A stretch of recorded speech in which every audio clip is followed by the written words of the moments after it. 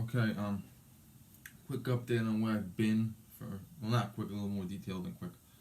Update on why I haven't been posting in a long time. I just had my kitchen redone, and you could also tell that the doors are new doors. Kitchen included cabinets, floor, a little bit of electrical work. Okay, the appliances are old, but it took 2 weeks and 5 days, and there was a lot of shit going on. So I wasn't. It was so fucking dirty. I had to put my fucking sneakers on in the apartment, and walk around outside the door with my sneakers on. It's so fucking dirty. So it took a long time to do. Blah blah blah. Looks very very nice, but it took a long time. And in between that 2 week and change period, we did have some issues locally in our family, our friends circle, whatever. First and foremost, my mother's old captain was our first female captain ever. Now, a long time ago, she got arthritis, the captain, not my mother, and it was a rare arthritis that only like 1% of the world gets. Some shit, very very rare arthritis. And she had to have surgery. She had this bullshit, and they restricted her to inside duty. She still had to qualify with her gun, but as far as her duty is concerned, she can only be doing inside duty. And my mom was like, she's the most wonderful captain in the world. She's so awesome. She refused disability pension. She would walk like Frankenstein because her legs were hurting. She walked like this, had her head down. I worked with mom, so she was a very very good woman, but she had a lot of physical problems, and she did desk duty, and that's just my mother. And there's one woman in the office that was really really really a pain in the fucking ass, and the captain kept disciplining her, and the woman complained. The captain got transferred out.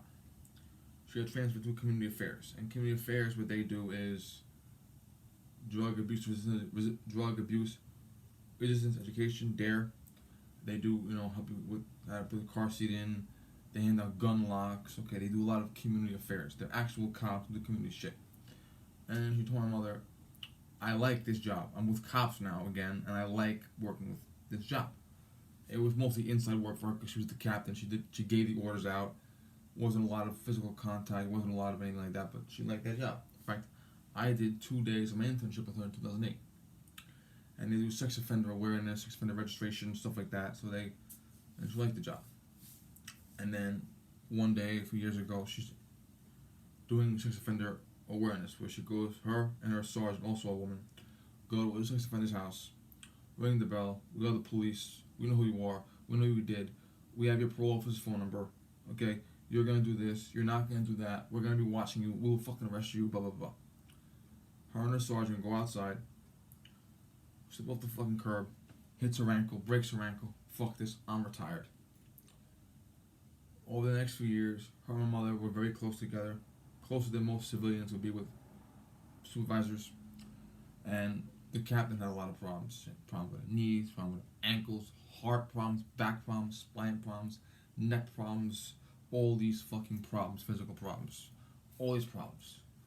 Okay, surgery, $1 million surgery, $100,000 surgery, 4 months of rehab, month in the hospital, intensive care. Okay, she had so many fucking problems. My mother used to cry. My mother used to cry about how many problems this woman had. Okay, she's 40 years old. My mother's birthday today, as a matter of fact. And this woman was just such a great woman, but she was just fucking horrible problems. And she just fucking deteriorated. And about a month ago, my mother gets a text from her sister, the woman, the captain's sister. Captain has pneumonia. In addition to her other problems, she has pneumonia. Now, pneumonia is a very serious problem. But when you couple pneumonia with back problems, neck problems, spine problems, replaced bones, okay, heart problems, all of this shit, pneumonia is very, very, very critical. And my mother has a thing on her phone where when she gets a text message, it comes up on the desktop. And on my break, on a Friday, January 25th, and I see a text message come up, bing, we're losing her. We're with her now. My mother picks up the phone, oh my god. The captain's pneumonia had gotten bad, and she was in intensive care, and the family members were with her, and it was just very, very, very devastating.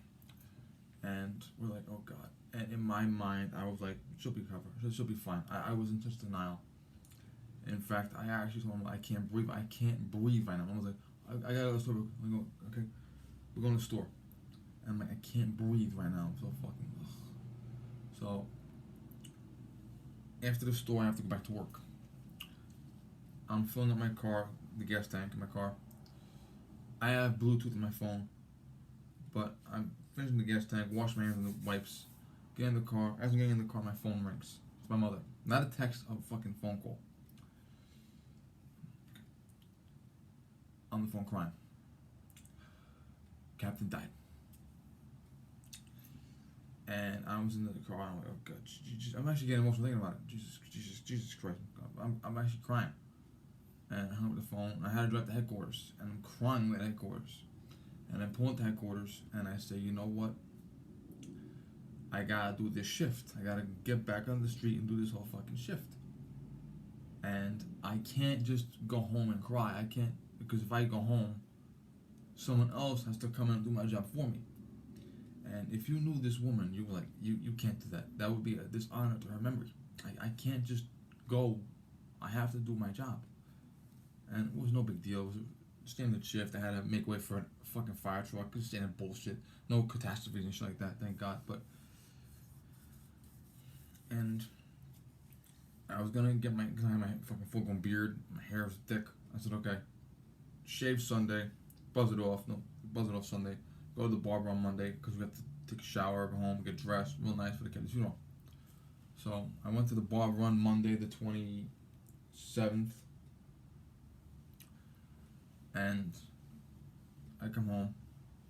My mom's like, Uncle Mike's in the hospital. It's in his brain now. More on that in a few minutes. I get in the shower, get dressed. We're still doing the fucking kitchen. The kitchen's fucking destroyed. Go out, go to the funeral, and it's a captain's funeral, massive fucking funeral. And her husband is also a captain. She was a captain when he was still a fucking sergeant. But he's a captain now. He's still on the job. He's actually the patrol captain, the precinct I'm in. And I go and I actually hugged him. I hugged him, and I said, he said, how's work? How's the neighbor? Because that's his fucking neighbor. He wants to make sure his neighbor's okay. He wants me to report them on the neighbor. And it was okay. We're doing good. I can't complain. And then I said to him, I got the call. This happened before I had to go back to work. But I had to go back to finish my shift. I couldn't just fucking. He's like, I know. Like, she would not want you to do that. She would want you to go work. This was a woman who would not take bullshit. She wouldn't take any bullshit, any slack. She wanted work done. She was very adamant about that. In fact, they almost made her a chief. She was a captain, and they were going to make her a chief.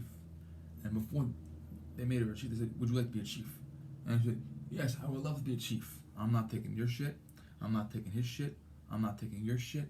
I'm not taking your shit. You're not going to fucking... Okay, she was a fucking captain talking to all these commissioners, deputy commissioners, all these big shot guys. Fuck you, fuck you, fuck you. Okay, you don't want to be a captain. You're not going to be a chief now. You're not going to be a chief. So she would have been a chief, but she didn't want to take that bullshit. And when she was a captain, she would go to all the guys, fuck you. You do your work. I'm not picking up your slack. You don't have to do your fucking job. Okay, she had a big fucking mouth, man. And she wanted the work done. So for me to skip out on work, she would fucking come back and haunt me. He's like, I know. And then I went to the son. The son I've known since he was 8 years old. Okay, he's on the job himself now. And he's got his suit there. His girlfriend's there. And he's a big fuck. He's like 6'4", 2. There's a big fucking kid. He's like, fuck, I'm like this. Hey. I remember he was fucking 8 years old. And I've seen him like twice since then. And I'm like, hey, fucking. Ooh. I'm talking to his son. And he has a pig cop pin. And I'm like, are you fucking serious? Bring stuff up. What the fuck is wrong? And he said, that's my mom's pin. I was like, oh, that's right. Your mom had that. That's your mom's. I forgot you. That's your mom's pin. She had a fucking cop pig pin. And I had been at the range that day, and I told the legend. The legend is our retired firearms instructor. The legend. We call him the legend. He was the guy that said, 1911 is dangerous, and we had a big argument at that time. That's him.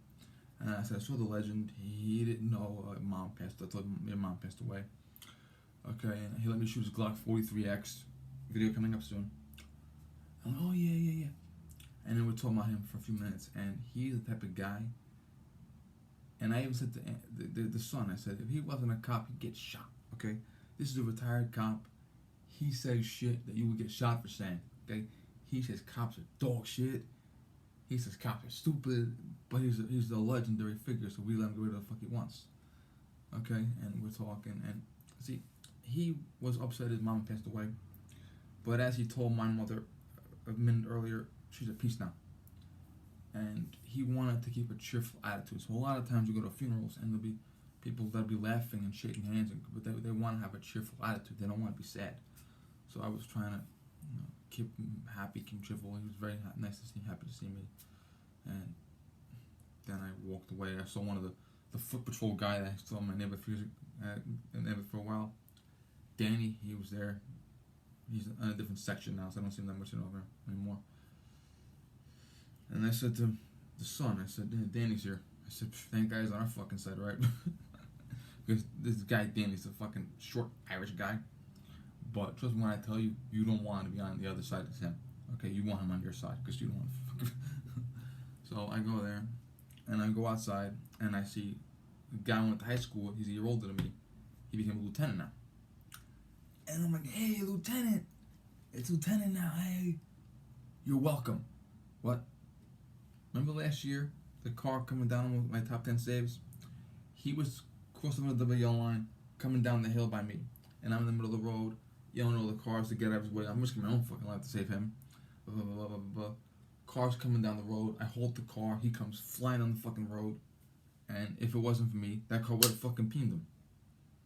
Okay, so he would have been on fucking disability. So I'm like, hey, Lieutenant, you're welcome. He said, I had no idea. What are you doing now, motherfucker? So I got to rub that in his face. If it wasn't for me, he would have been a fucking disabled sergeant, not an on-duty lieutenant. So, and then we went home. Now, my uncle, by marriage, he's a funny guy. He loves my family so much, he married two of my aunts. He married one aunt, divorced her, married another aunt. That's him.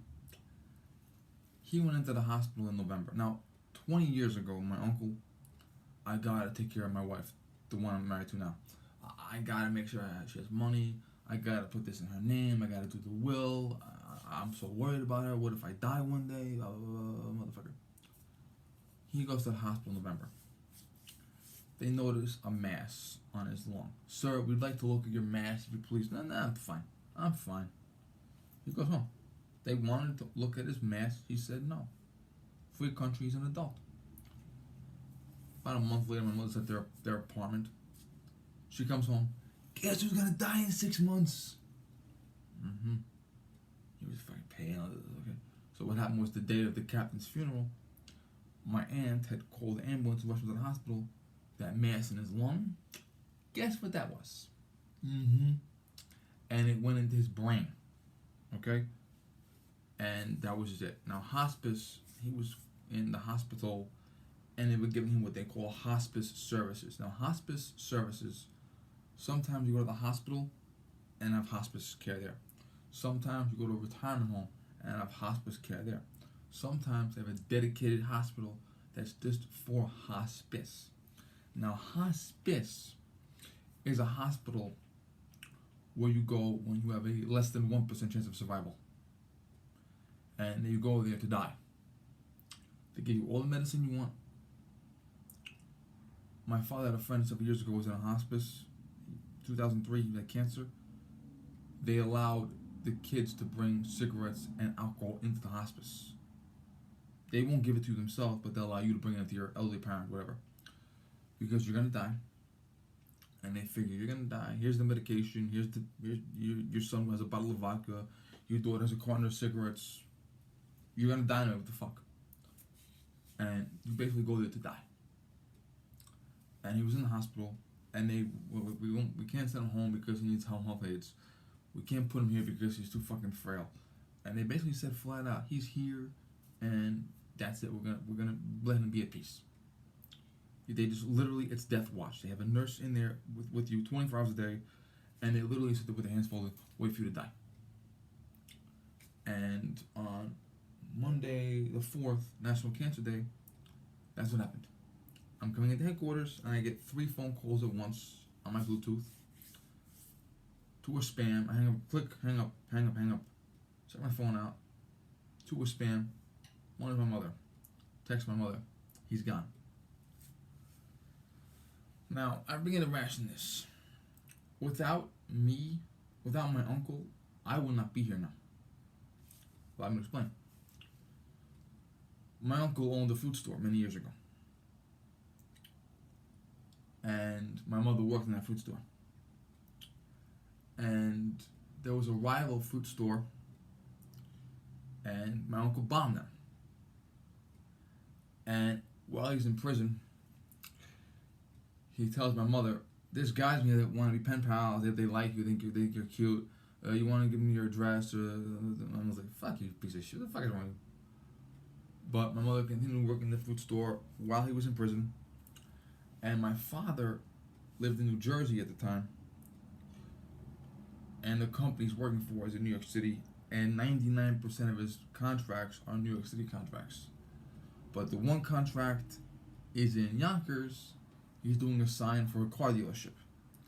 And he comes down the street to this fruit shop, goes in, buys $2 cherries for the men, meets my mother. And every day he went back there to find an excuse to buy fucking fruit from that fruit stop. And on the last day of the job, he said, "Do you want to go out on a date sometime?" So, without my uncle, I would not be here. And also, when my grandmother passed away, my mother's mother, when she passed away, I was 7 years old. My mother and my aunt had an argument.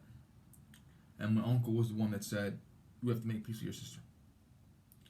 Now, my uncle, first, Annie married, he had a lot of kids with her. Divorced her, married aunt number 2, no kids. But he also had a couple bastards thrown there somewhere. Yeah. I don't know if it's alcohol, duct tape, or fucking roofies, but he had a couple bastards. And fast forward, he's in November, he gets a thing on his lawn. He smoked unfiltered cigarettes. He rolled his own cigarettes, unfiltered, smoked like a fucking chitty. Now he's dead. He doesn't want a funeral, just fucking cremate his ass, blah, blah, blah. So, yesterday, I had a snow day. And my mother's retired, my uncle's off on Tuesday, and my mother, my uncle, and I, who has a day off, go to my aunt's, pick her up, we go to the fucking funeral home. I ring the fucking doorbell, and I say his name, his full name and his nickname. Peter Mike, we called him Mike, Peter Mike. And I said, "Peter Mike, blah, blah, blah. I'm here to pick up my uncle Peter Mike, his ashes." Wait 1 second. He's about to close the door and leave me outside in the snow. And then he sees behind me my mother, my aunt, and my other uncle. Who are they? She's the widow. Okay, come on in. It was a funeral home, but they didn't have any funerals going on. It was in the morning still, so they had the guy's dressed down. He has a fucking Black Rifle coffee hoodie on. I was like, "Hey, Black Rifle, I got that. I got some Black Rifle coffee." So okay, I'm gonna go upstairs. Go upstairs, brings down a fucking shopping bag with a box and the shopping bag. That's my uncle. My aunt signs, and he's like, "Forgive me, I didn't know who you were, sir. I'm so sorry." I was like, "It's okay." I was like, "Well, I wasn't gonna sign. My aunt was gonna sign. I just told you who the fuck I am. You guessed who I was." So it was fucking funny. But so I carried my uncle to the car. He was heavy, fat fuck. And I'm like, "Hey, well, he's the reason I'm here, so I might as well carry his fucking ashes." Put this in the back of the car. We have to go make a couple stops. The fucking floor is wet from the snow boots. My aunt's like, "This fucking bag is wet." My mom's like, "Is anything in it?" And I'm like, "Uncle Mike, you fucking..." So, we go to a couple banks. And I'm going to tell you something personal, but I'm telling it to you because I want you to be aware of it. My uncle was not a smart guy, in case we haven't figured it out by now. But, remember I said 20 years ago, "Oh my God, I gotta take care of my wife. I need money, I have to make sure she has money. I gotta put her in the will. I gotta do all this. I wanna make sure she's protected." Well, talk, not do. My uncle did not have my aunt's name on fucking anything. Now, when you have money, I don't give a fucking $3, okay? You were supposed to find someone to give that money to, okay? All my mother's money is in my name because I'm her only biological child. My father has money for me and my siblings. You could put money for your wife, you could put money for your kid, your mother. You have to have some family member to give money to. And if you have no family, but you have a friend, give it to your friend. Or give it to your priest. But you need a fucking human being to be on all your fucking accounts. And at your bank account, your social security money, all your money. It will say in writing, when I die, my money will go to my daughter. When I die, my money will go to my little brother. When I die, my money will go to my niece. Okay? You must be a physical fucking human being to say, when I die, this is where my money goes. Okay? And that human being will go to your bank, your credit agency, wherever the fuck you have to go, see the deposit box, and they'll say, hello, this is the death certificate. They have died. I am their beneficiary. Give me their money. Here's my ID. Give me the money. Okay, your name is on the account. Here's your photo ID. Okay, sign this. We'll give you the money. If there is no name on the fucking account, any scumbag off the street can come in and say your cousin, your nephew, your son, whatever the fuck they are. Okay, and they do that. So what the bank does is the bank legally cannot give anyone shit. My aunt presented the death certificate to the bank finance advisor. My husband has died. Here's his death certificate. I want his money. It's my money now. I'm his wife. I'm his widow. The account, they find the account. There's no one listed on the account. By law, we know he's dead. We know no one is listed on the account. By law, we must freeze his money. No one can touch it. 5 years from now, his money will be taken by the state. Unless you go to court and see the probate judge and show the probate judge his death certificate, your marriage license, your photo ID, and ask the judge to give you the money. The judge will sign a form and give it to you in writing, stamped, notarized. I am the judge. Here's my signature, blah, blah, blah. And you will go down there and you will say, the judge had said, I can have the money now. Okay, here's the money. If my uncle had put my fucking aunt's name on the fucking thing, all she would have done is been like, death certificate, money. That's all. But because there's no one on the fucking account, she has to go through the court and ask a judge for permission. And there are always these assholes. There's always some scumbag that comes out of nowhere and says they're your bastard, even though there may not be. Okay? There's always someone that fucking does this. They look for fucking death certificates, they look for fucking obituaries, and they come to the bank and say, I am the cousin. Where's the ID? I don't have it. Where's the will? I don't have it. Where's the document? I don't have it. What, is your name in the account? No, it's not. Okay? So they try to come in and fucking... But the bank is smart. And I told the bank finance advisor, because she was talking to all four of us, I said, we understand that you're doing this. We're not mad at you. Okay, we understand you have con artists out there. We understand the laws. We understand that we're not going to be mad at you. We're not blaming you. So, okay, thank you very much. Because there's always one asshole that says, I want my uncle's money. I want my cousin's money. Give me the fucking money now. Okay, but we just want to... So, I'm just telling you this because you need to know this. Okay? I don't give a fuck if you're a perfect big child. Okay? My money, all my money is in my mother's name. And if I have kids, it goes to my kids. If I never have a child, my mother dies, I give it to my nieces and nephews. But there must be some fucking relative in flesh and blood that you can give your fucking money to. Okay? Whoever the fuck it is. If you don't trust your wife, give it to your kid. Okay? But give it to fucking somebody. And what happens is sometimes there's no name on the account, and every fucking ex-wife and every kid and every niece and nephew, they come down out of fucking nowhere and they want all the fucking money. Okay? Okay, seriously. So that's what's been going on the past couple of days. Kitchen's been redone. We buried a captain who was a tremendous, tremendous woman. She's one of the greatest women I've ever met in my entire life. And I'm crying out thinking about her.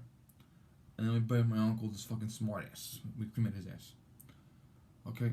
But that's what I'm gonna tell you, because I am looking like an idiot now. My family like a fucking idiot. So my uncle's a fucking dumbass. And on top of that, my uncle had a fucking thing on his fucking lung in November. And the doctor said, I'll help you. No, it's okay, I'm fine. Well, you don't want to get help, that's fine. But go to the fucking bank and make sure your wife's name is on your thing, okay? And I'll tell you that right now. If you go to the doctor and the doctor says, you got a lump here, or you got a thing here, or I'm not liking your blood work, okay? If you don't want help, and the doctor will give you help if you ask for it politely, but if you don't want help, say no thank you. But when you get in the car to go home, stop at the bank and tell your financial advisor, I'm sick. I got something on my lung or my head. I'm sick. Make sure all my money goes to someone. Okay, someone. If my uncle just wrote down one name, all this would have been okay. But because he didn't do that, we got to go to court. I don't got to go. A man has to go to court now. And it shouldn't be a big deal. The judge is usually fair. Marriage license is good. Okay, you're testifying under penalty of perjury. Okay, nobody's gonna lie to me. You get the money, but it's a pain in the fucking ass because you gotta go down to the fucking courthouse. You may have to pay a legal fee. Because court isn't free, you know. Okay, so that's what I've been doing. Now I have some off time coming up. I'm gonna have a week off from work next week, so I'll be able to do a few more videos. I shot a Glock 43X. I want to talk about that. I want to talk about the Kenyan terrorist attack if I can. I know it was a couple weeks ago, but I wanted to just do that. But that's where I've been. That's been the issue for a while now, so I've had to iron out those problems. And like I said, just be fucking smart, okay? Make sure your money is taken care of in case you drop it tomorrow, okay? My mother, her birthday's today. I plan on having her for many, many, many more years. However, God forbid she dies tomorrow. My name was on the lease for this apartment. My name was on all her bank accounts. My name was on everything. So God forbid my mother dies. God forbid. All I have to do legally is go to the bank, go to whoever I have to go to, and show a death certificate and say she passed away. I don't have to go to court. And I told my mother, and I have an uncle. My uncle was hanging out with us yesterday. He's unmarried. I'm his beneficiary as his nephew. So I told my mother and my nephew, my mother and my uncle, her little brother, I said, the documents are good, fine. Because if I have to go to court to get your money after you pass away, I will fucking leave with it from home. Okay? So, be smart, okay? Be smart. You're not gonna be... My uncle used to fucking tell me years ago when I was a teenager, he'd say, well, these kids don't realize we're not gonna be here forever. Okay, well, you're not gonna be here forever. But, did you make plans? Okay? He was ranting and raving for decades on end about how he had to protect people when he died, how he had to make sure money was secure, how he was worried about this, worried about that, worried about blah, blah, blah. Okay? But he didn't actually go down and do the simplest fucking task. Be smarter than my uncle. Okay, be smarter than him. Thank you, bye.